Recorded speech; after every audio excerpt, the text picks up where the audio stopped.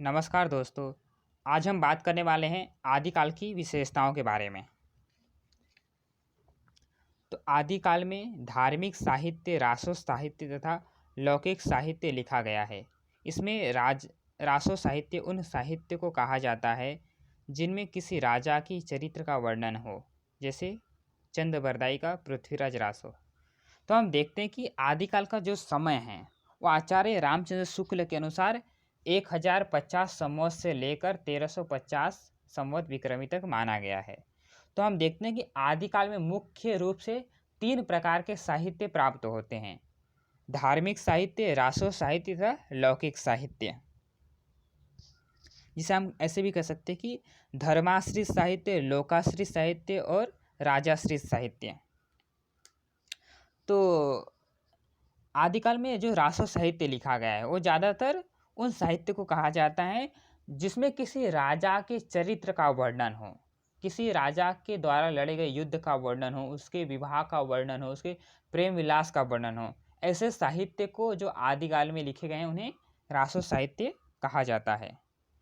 तो इनकी विशेषताएं हैं कि युद्धों का सजीव वर्णन।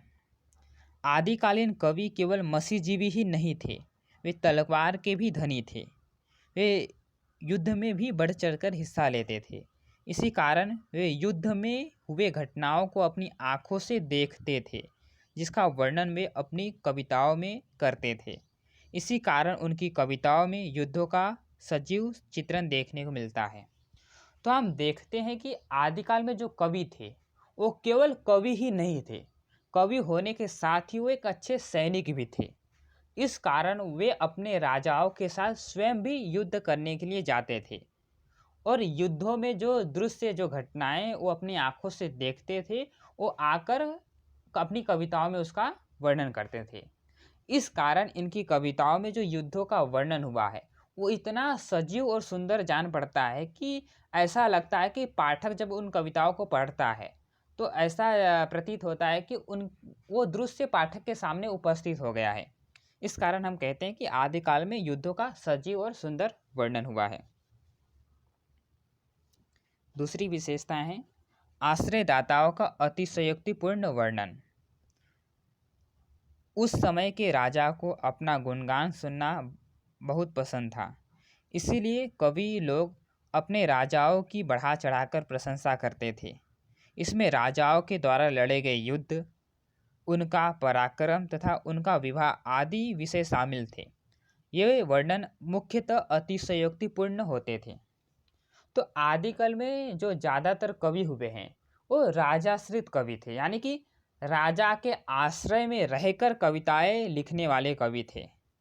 इस कारण उस समय के जो राजा थे उन्हें अपनी प्रशंसा सुनना ज़्यादा पसंद था।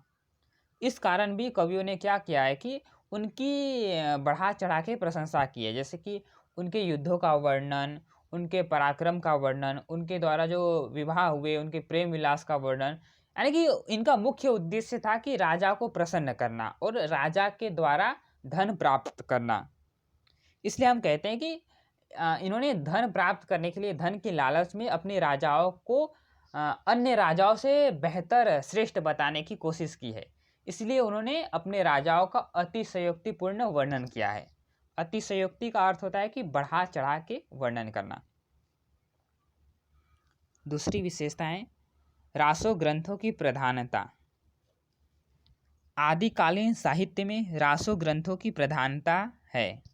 इसमें चंद्रबरदाई की पृथ्वीराज रासो, जगनी का परमार रासो, नरपति नार का बिसलदेव रासो, दलपति विजय का खुमान रासो आदि रासो ग्रंथ मिलते हैं।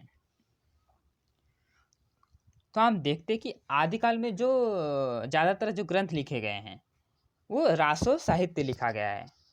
हम देखते हैं कि ये जो ग्रंथ प्राप्त होते उन ग्रंथों के नाम के साथ ही रासो शब्द जुड़ा हुआ है, जो कि काव्य का पर्यायवाची है। यानी कि काव्य के अर्थ में ये रासो शब्द का प्रयोग किया गया है। और हजारी प्रसाद द्विवेदी ने भी कहा है कि रासो के उन्होंने दो अर्थ माने हैं। एक काव्य के रूप के अर्थ में उसका अर्थ माना है, दूसरा छंद के रूप में। यानी कि उनका ऐसा मानना है कि आदिकाल में रासो नाम का एक छंद भी था और काव्य के एक भेद भी थे। तो इन ग्रंथों में रासो ग्रंथों की प्रधानता देखने को मिलती है, जैसे कि पृथ्वीराज रासो, खुमान रासो, बिसलदेव रासो, यानी कि रासो ग्रंथ ज़्यादा लिखे गए हैं।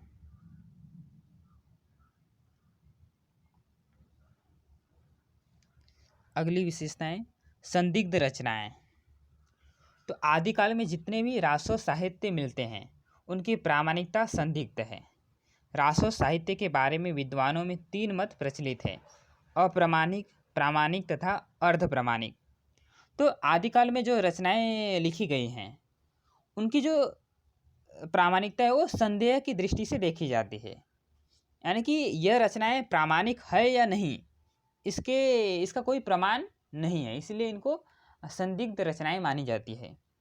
तो आदिकाल में जो मुख्य रूप से रचनाएं प्राप्त हुई हैं, यानी कि मुख्य रूप से जो 4 काव्य प्राप्त हुए हैं, जैसे कि खुमान रासो, बिसलदेव रासो, पृथ्वीराज रासो और परमार रासो।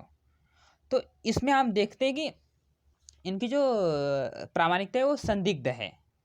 इसी कारण आदिकाल में जो रचनाएं पाई जाती है उसमें विद्वानों में 3 मत हैं, यानी कि अप्रामाणिक, प्रामाणिक और अर्ध प्रामाणिक। तो कुछ विद्वान इन रचनाओं को प्रामाणिक मानते हैं, तो कुछ अर्ध प्रामाणिक मानते हैं और कुछ अप्रामाणिक मानते हैं। तो जैसे कि खुमान रासो है, तो खुमान रासो में हम देखते हैं कि 16वीं शताब्दी तक के जो राजाएं हैं, या उनकी कह सकते हैं कि 16वीं शताब्दी के जो साहित्य का या सामग्रियों का वर्णन इस खुमान रासो में हुआ है। और ये जो रचनाएं हैं वो कुछ विद्वान मानते हैं कि ये 12वीं शताब्दी में लिखी गई थी, परंतु इसमें आप देखते हैं कि 16वीं शताब्दी तक के राजाओं का वर्णन है। तो इसलिए इन रचनाओं की जो प्रामाणिकता है वो संदिग्ध है,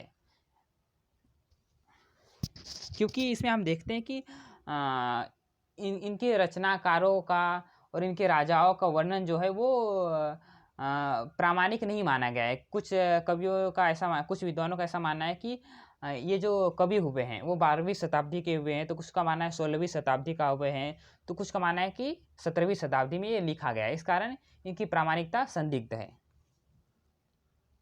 अगली विशेषताएं, ऐतिहासिकता का अभाव। तो आदिकाल में जो भी रचनाएं लिखी गई हैं उसमें ऐतिहासिकता का अभाव दिखाई देता है। आदिकाल में जितने भी रासो ग्रंथ मिलते हैं उनमें ऐतिहासिकता का अभाव है। इन ग्रंथों में उपलब्ध सन, राजाओं के नाम, घटनाएं इतिहास से मेल नहीं खाती है। इसलिए ऐसा कहा जाता है कि रासो साहित्य का इतिहास से कोई संबंध नहीं है। तो हम देखते हैं कि इन ग्रंथों में जो राजाओं के सन दिए गए हैं, युद्धों का वर्णन दिया गया है, घटनाएं दिए गए हैं, इनका इतिहास से कोई भी मेल नहीं खाता। यानी कि इतिहास में कुछ समय दिए गए हैं और इन ग्रंथों में कुछ और ही समय दिया गया है। इस कारण हम देखते हैं कि इन ग्रंथों में ऐतिहासिकता का अभाव दिखाई देता है। इसका एक और भी कारण था, क्योंकि ज़्यादातर कवि थे वो राजाश्रित कवि थे, और इस कारण उन्होंने अपने राजाओं को प्रसन्न करने के लिए, अपने राजाओं की पराक्रम को ज़्यादा बताने के लिए इन्होंने इतना अतिशयोक्तिपूर्ण वर्णन किया है कि इन कवियों ने अपने राजाओं को हर राजा से श्रेष्ठ बताने की कोशिश की है। इसीलिए इन्होंने अपने राजाओं को उस राजा का भी विजेता कह दिया है, या उस राजा को भी हराने वाला कह दिया है जो उनके समय में था ही नहीं। जैसे कि पृथ्वीराज रासो में हम देखते हैं कि पृथ्वीराज रासो को बहुत बड़ा राजा बताने के चक्कर में उन्होंने जो चंद बरदाई हुए, उन्होंने उस राजा को भी ये दिखाया कि पृथ्वीराज राजा ने उस राजा को भी हराया है जो या तो पृथ्वीराज से 100 साल पहले मर चुका था या उसके 100 साल बाद जन्म लिया था। इस कारण हम देखते हैं कि इन ग्रंथों में ऐतिहासिकता का अभाव दिखाई देता है।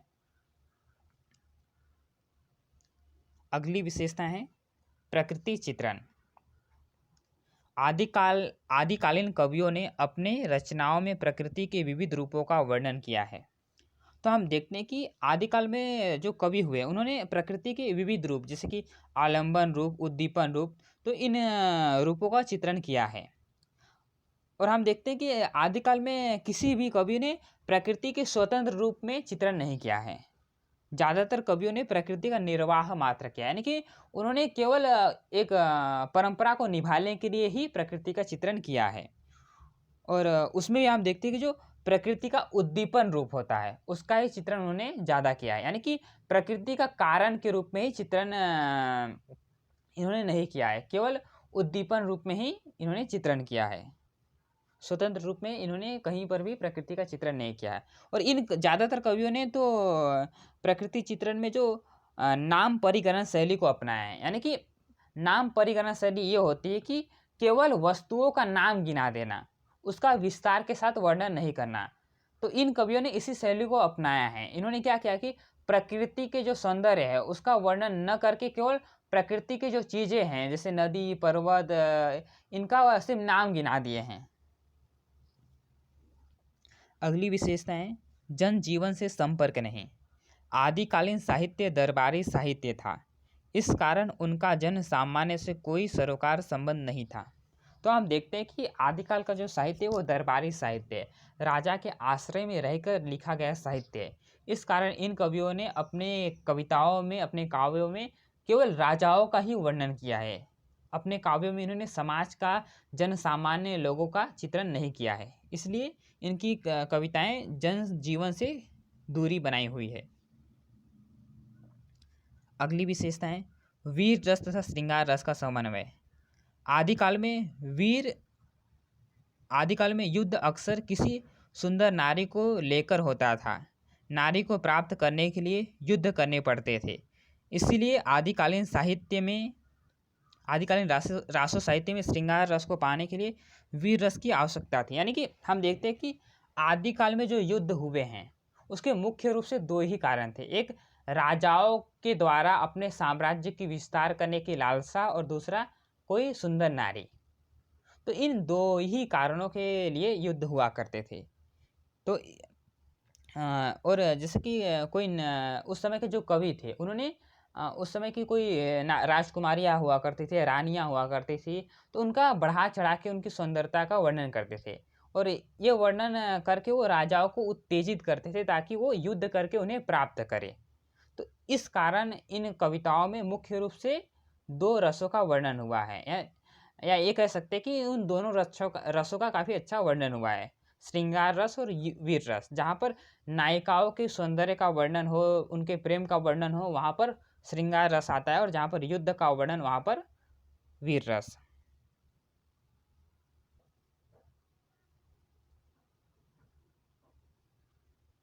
अगली विशेषता है विविध छंदों का प्रयोग।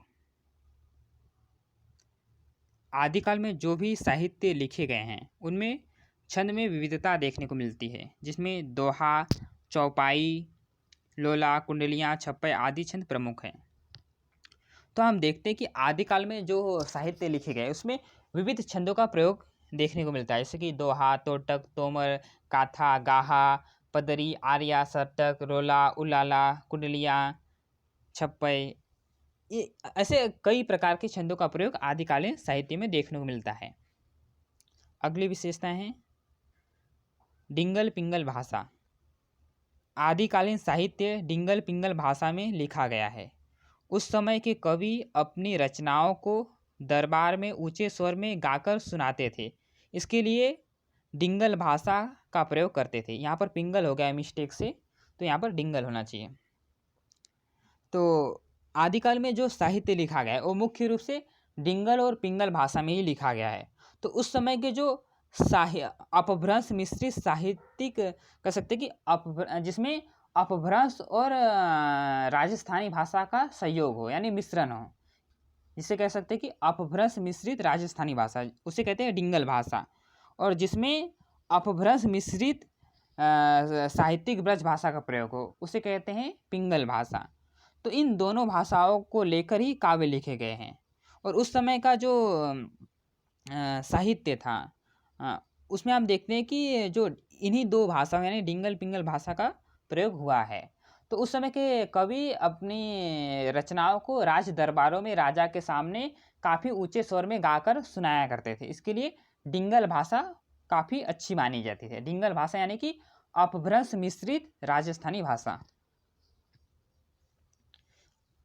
तो निष्कर्ष रूप में हम कह सकते हैं कि उपर्युक्त विवेचन के आधार पर यह कहा जा सकता है कि आदिकालीन साहित्य दरबारी साहित्य है। उसमें समाज का प्रतिबिंब नहीं दिखाई देता है, आदिकालीन साहित्य कला एवं भाव पक्ष दोनों ही दृष्टियों से काफ़ी समृद्ध माना गया है। तो हम कह सकते हैं कि आदिकाल का जो साहित्य है वो दरबारी साहित्य है, क्योंकि ज़्यादातर इन साहित्यों में राजाओं के पराक्रम, उनके युद्ध का वर्णन हुआ है, जिनका जनजीवन से कोई भी संबंध नहीं। इसी कारण हम देखते हैं कि इन रचनाओं में समाज का चित्रण नहीं हुआ है। और हम कह सकते हैं कि आदिकाल का जो साहित्य है वो कला और भाव पक्ष, यानी कि इन रचनाओं में जो कला पक्ष और भाव पक्ष, इनका दोनों ही दृष्टियों से काफ़ी समृद्ध वर्णन हुआ है।